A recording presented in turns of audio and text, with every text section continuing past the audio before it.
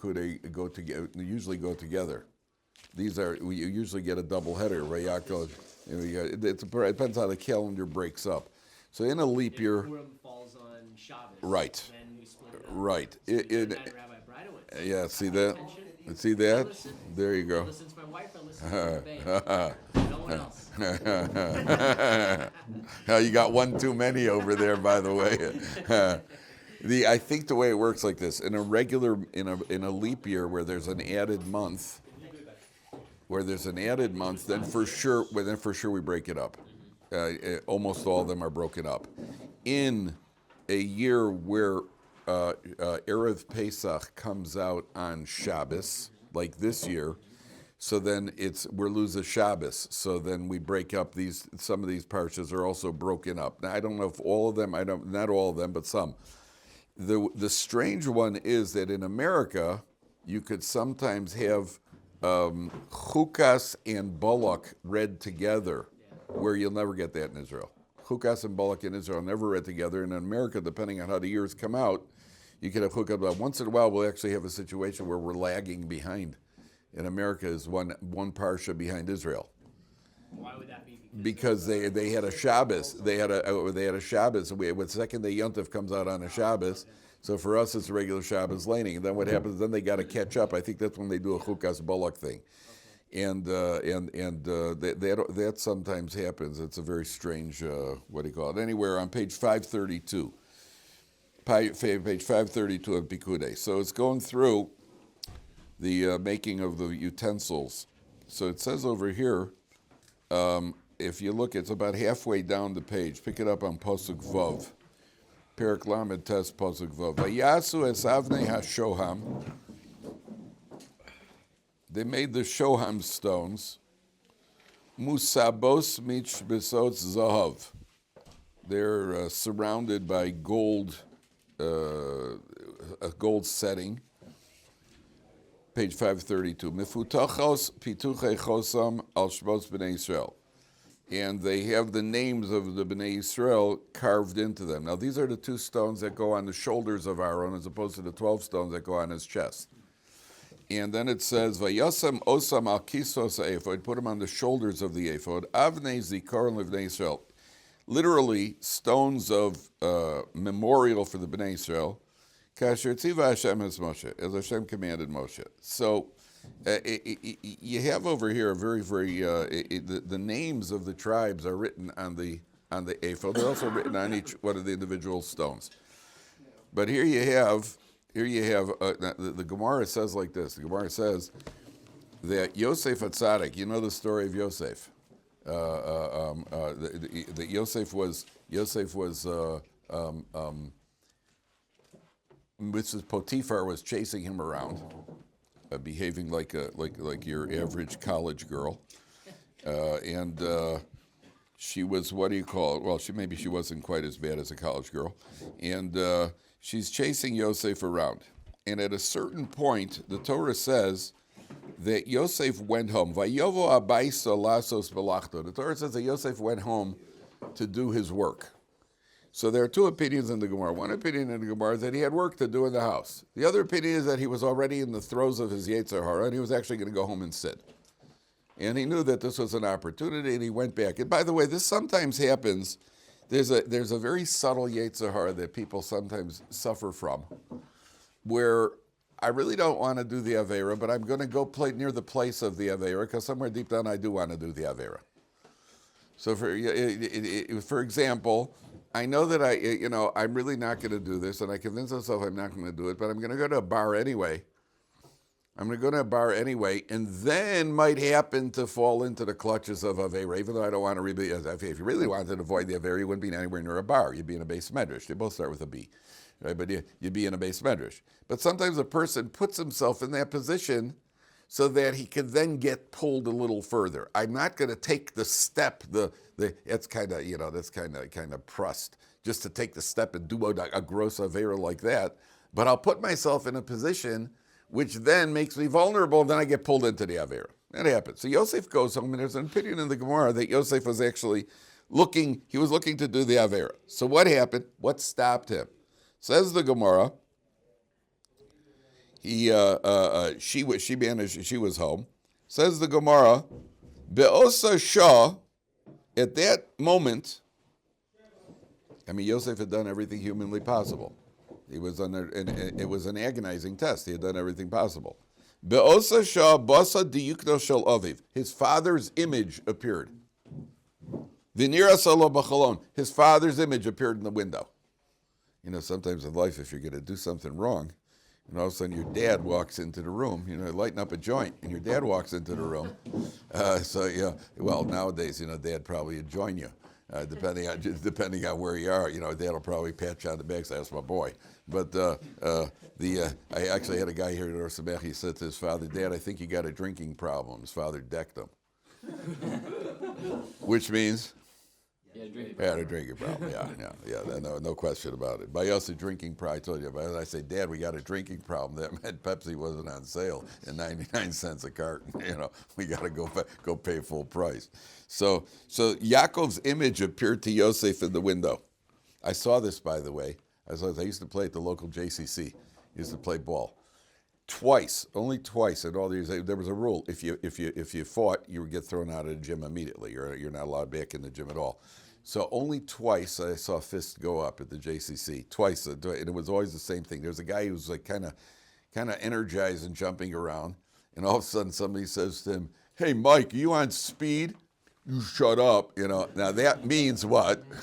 He is definitely on speed. I saw that twice. Once was with Mike and once was with Steve or something. You know. So I was actually playing ball. I had been playing ball. I had been smoking cigarettes. I'd been smoking cigarettes, and I quit for about 3 weeks. I was able to breathe. So we got together, we were playing ball, and I was jumping around like a jackrabbit. So one of the guys goes, "Hey, Kaplan, you on speed?" I said, "Really? You think so?" I was flattered at the compliment. You know, okay, wow, what could be better? So Yosef, you know, Yosef had tried. All of a sudden, Yaakov's image just shows up in the mirror, in the window. At that point, what did Yaakov say? Amar lo Yosef. Your brothers' names are going to be written on the stones of the ephod. And your name is going to be among them. You want your name to be erased? And you'll be known eternally as somebody who visits with harlots? Is that what you want? At that point, what did Yosef do? Yosef backed off. At that point, Yosef, that's what it says. You want to hear something fascinating? You're fascinating? But it's really fascinating. It may be too fascinating for you. I don't want you to explode with pleasure now. There is a halacha that if a Jew is consorting with a non-Jewish woman, what did Pinchas do? He picked up the spear and he killed him. That vigilante action, death wish. That vigilante, Charles Bronson. That vigilante, you never saw Death Wish? Charles Bronson? He's a vigilante. Yeah, it's very, very good. It's an old movie. That was great. So, sorry. But he didn't use a spear. He had a bag that he stuffed with coins, like rolls of coins, and he's clopping people on the head. It was really cool. So the act of killing somebody, of taking the law in your own hands, is called kanoim pogimbo. Kanoim, somebody who is zealous for the sake of God. Pogimbo, may strike him down. That's what the Gemara talks about. Kanoim pogimbo. It's a halacha, and there are certain requirements to fulfill this halacha. You have to be 100% zealous. That means your entire intent here is only to serve God, not for any sort of prestige, because you 99% for Hashem. One, because I'll be on CNN. Not because you despise the guy.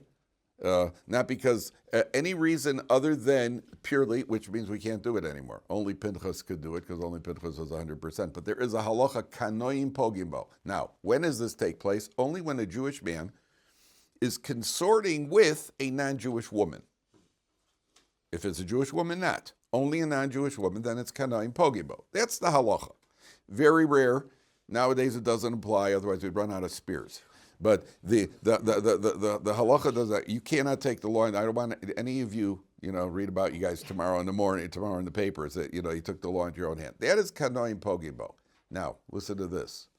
What is the numerical value of the first letters of Kanoim Pogim Bo. Kuf is 100. Pei is 80, and Bo is a Beis is 2. Kuf, Pei, Beis is how much? 182. What's the numerical value of Yaakov? Guess what?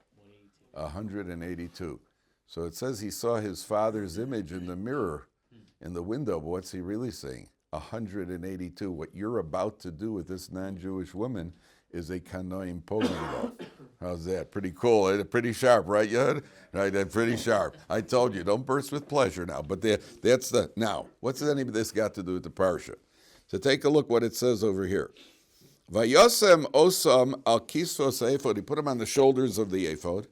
Avnei zikaron livnei Israel. Stones, which, how does the article translate Avnei zikaron? As remembrance stones for the Bnei Israel. Okay, that means that sometimes you have something which serves as a memorial, like the Washington Monument is a memorial to Washington's monument.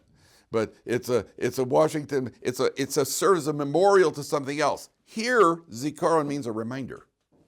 Avnei zikaron livnei Israel. That means that the stones of the ephod are a reminder to the Jewish people.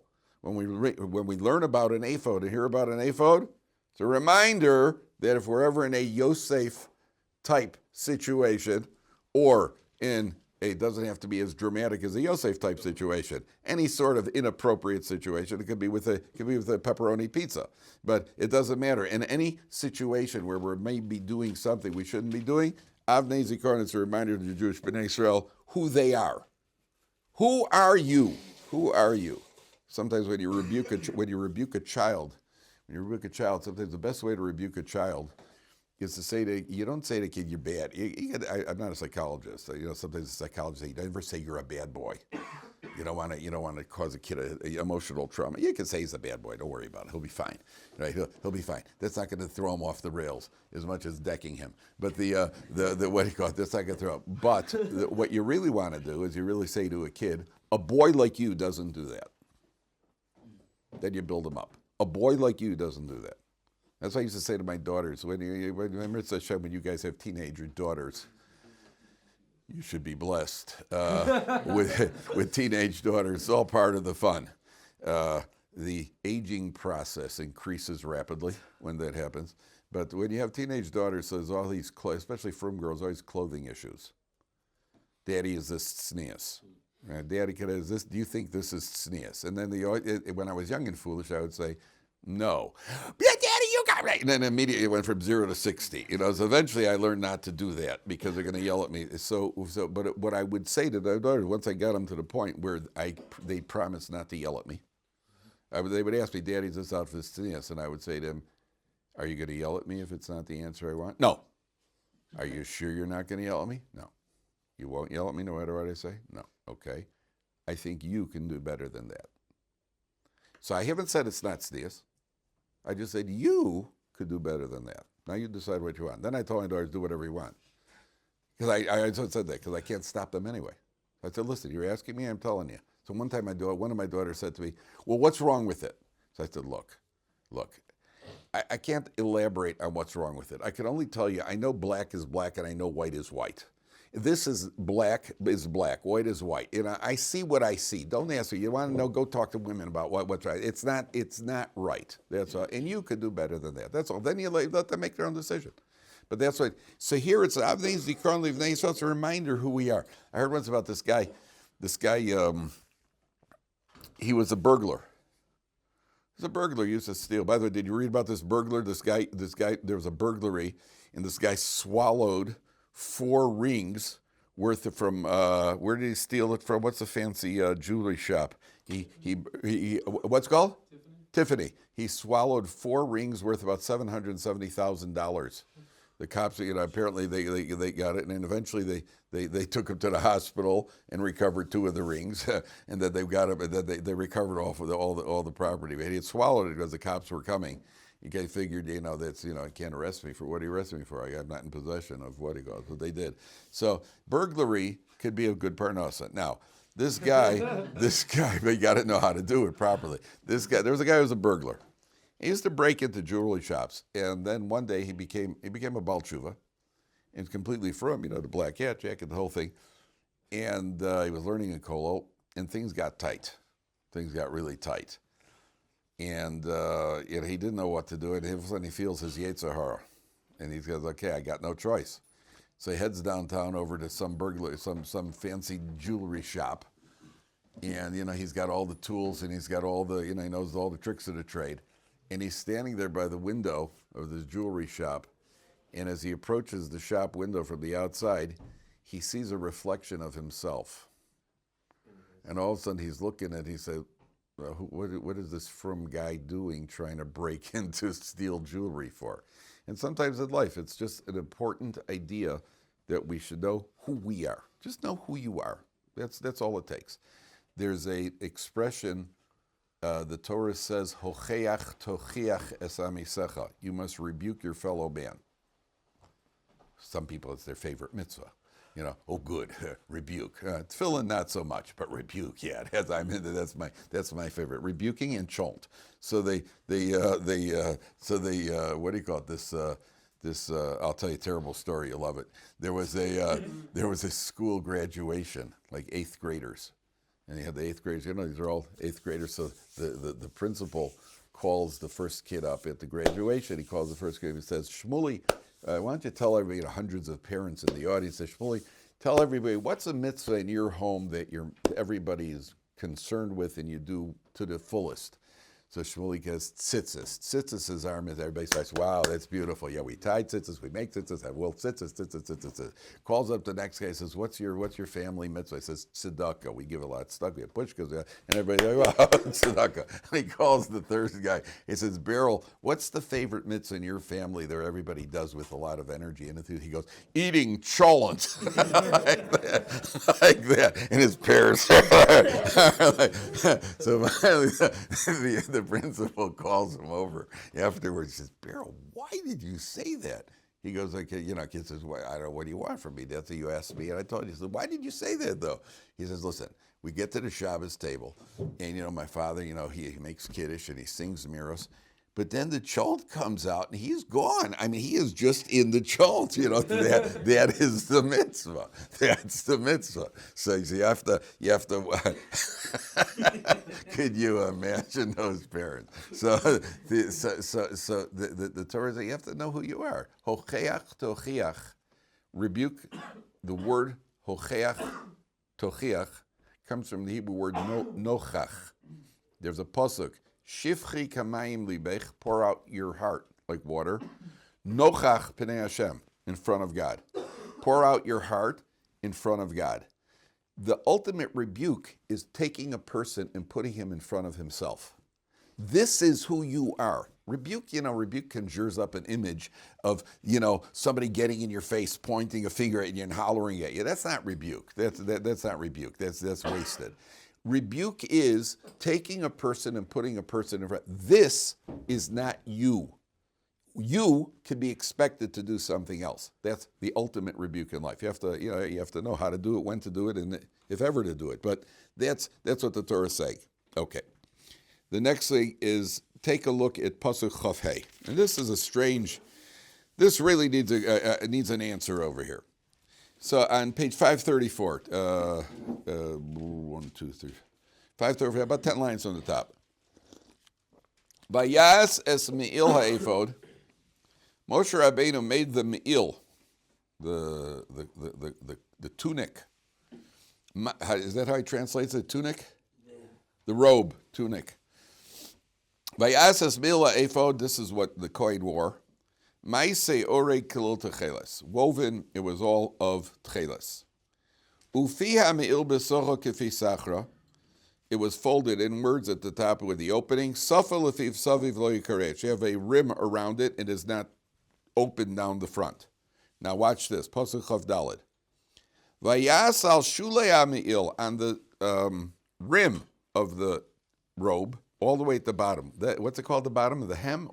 The hem. The hem of the robe, rimone tcheles, he made pomegranates of tcheles ve'argaman v'tolas shoni moshzor. So first of all, there should be a picture of this back in Parshas Tetzaveh. Is there a picture of it? Yeah, there it is, on page 467. On 467, there's a picture, and look at the very bottom in that picture on 467. Keep your finger on the place over here. And you see, it's not a great picture over here. Does he have a better picture of the Rimonim were these, it's a solid ball of fabric. They're called a pomegranate, but it's a solid ball of fabric that's hanging.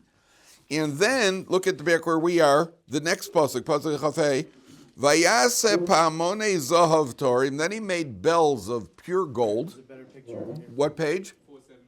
472. 472, yeah, is a much better picture. 472. It's like a close-up. That's what I was looking for. Okay. I got it over here. Okay, yeah, perfect. So you have those pomegranates. I guess they're called pomegranates because with a little imagination, they look like pomegranates, but it's a solid ball of fabric. Okay, then you have bells. And over here, the pasuk describes the bells. Vayasu pamone zohav tor, they made bells of pure gold.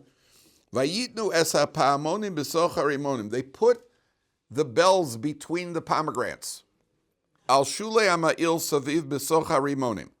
On the rim, on the hem, all the way around, between the pomegranates. Pamon virimon, a bell and a pomegranate. Pamon virimon, a bell and a pomegranate. Al shule ama'il saviv, around the rim, l'shares kasher tziva Shabbos Moshe, to serve the Kohen Gadol. When he wore this is how he served Hashem. Anybody have a problem with this? Very loud. The bells were terribly loud. What's the problem, Hoodie? It says it like 4 times. Okay.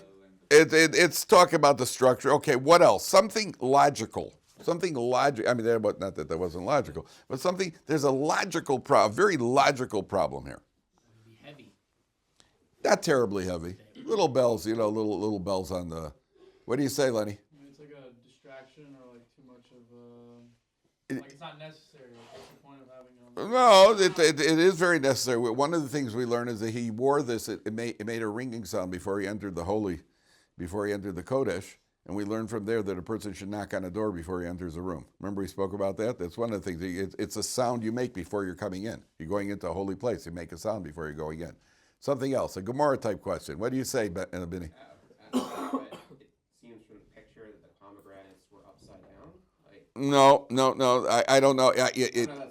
Call it. I don't know that it's a problem. Apparently that's how it's structured. Let me read the pasuk again. I'm going to read it again. There's a Gemara question, guys. Vayasu pa. I'm reading pasuk chafei. Okay. Vayasu pamone zahav tohar. They made bells of pure gold. Page 534. Vayitnu esa pamonim b'sochar ribonim. They put the bells between the pomegranates.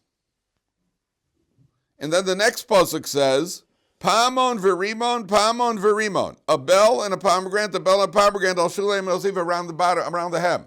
What do you say, Noah? How can they be amid the pomegranates and also not be in the pomegranates? Because it says it's in between the pomegranates, but also amid them. No, it translated as in between. Translated just as in between. Over here it means in between. There's a logical question, gentlemen. A logical question. My 7-year-old granddaughter got it right away. And she didn't, but I just wanted to insult you. I didn't even ask you. Pasuk makes it sound like the pomegranates are between the bells. Excellent. In other words, if you got 36 of each staggered around the bottom. Well, if the bells are between the pomegranates are between the bells.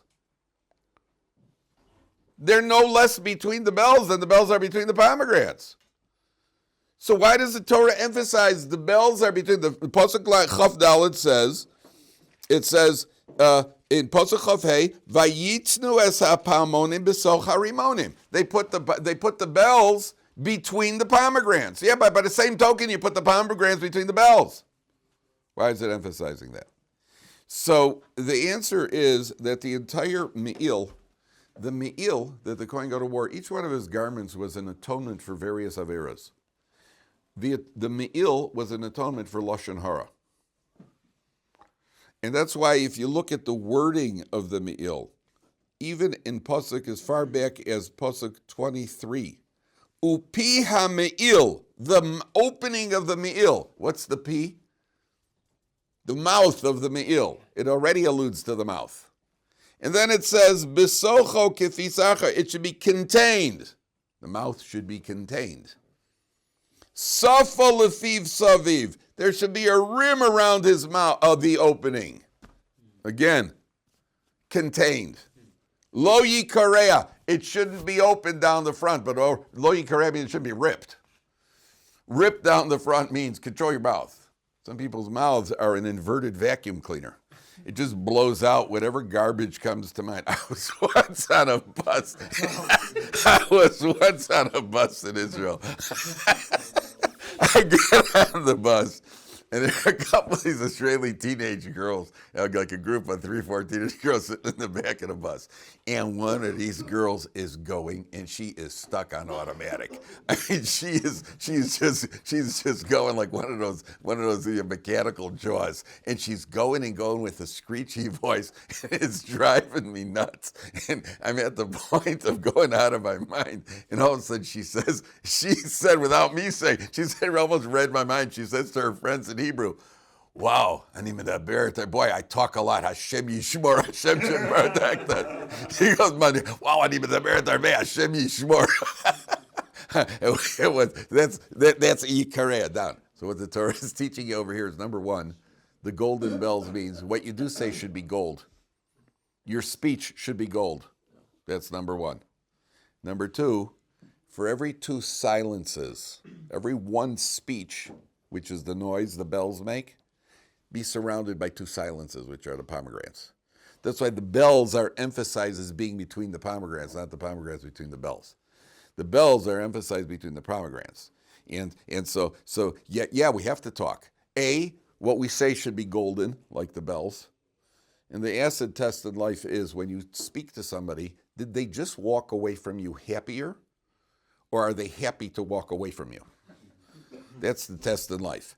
And when you say something to somebody, it should be gold. It should be positive. That's the Hashem Yishmor. And that's why the Torah emphasizes that the bells are between the pomegranates. By the way, I once heard this. My mother told me a story years ago. There was these 2 seminary girls are sitting on a bus. And one of them turns to the other one. She says, oh, did you hear that Chani got engaged? And her friend says to her, oh, wow, her poor chassan. She goes, yeah, I know what you mean. I mean, she's just selfish, and she's always talking about herself, and she's a slob, and she wears too much makeup, and she's just, I was her roommate, and they're just going on. They just unloading on Chani. And all of a sudden, the woman on the bus turns around. She says, oh, by the way, I just want you to know, I've been hearing your conversation for the last 10 minutes. That Chassan Ephraim, I happen to be his aunt. And I'm going to be sure to pass on all this information to the family. The girls are like, no, we meant sloppy in a creative way. And what do you call it? And they feel that they're just sitting there chousing. This could break up a shidduch. And then the lady, and they're just sitting there, and the lady gets up, she rings the bell, she's ready to get off the bus. And the girls are just saying, she turns to the girls, the door opens, she's about to get off, she turns to the girls, she says, I just want to tell you something. I'm not really his aunt, but I could have been. You don't know who's hearing, if any doubt, you know the old saying, if any doubt, shut your mouth, right? You don't have to say it, and nobody will know what we didn't say. Nobody regrets what they didn't say. That's what the Torah is teaching over here. Okay. Somebody's got a question. So you had a question? Oh, well, you said that in the previous story, the girl said some phrase in Hebrew. What was the? Hashem Yishmor is the vernacular, like may Hashem have mercy on us. That's really what it is. Okay. Take a look at Pasuk Lamed Beis. Very important concept now. Perek Lamed Tes Pasuk Lamed Beis. Vatechel Kol avodas mishkan Ohel Moed. All of the, it's on page 534 towards the bottom. Vatechel Kol avodas mishkan Ohel Moed. All of the work for the Ohel Moed was completed. Vayasu b'nei Yisrael kechol asher tziva Hashem es Moshe kein asu. The Bnei Yisrael did as all that Hashem commanded Moshe, so they did. Now here there are a couple of problems in this pasuk. Number one, we're going to find this.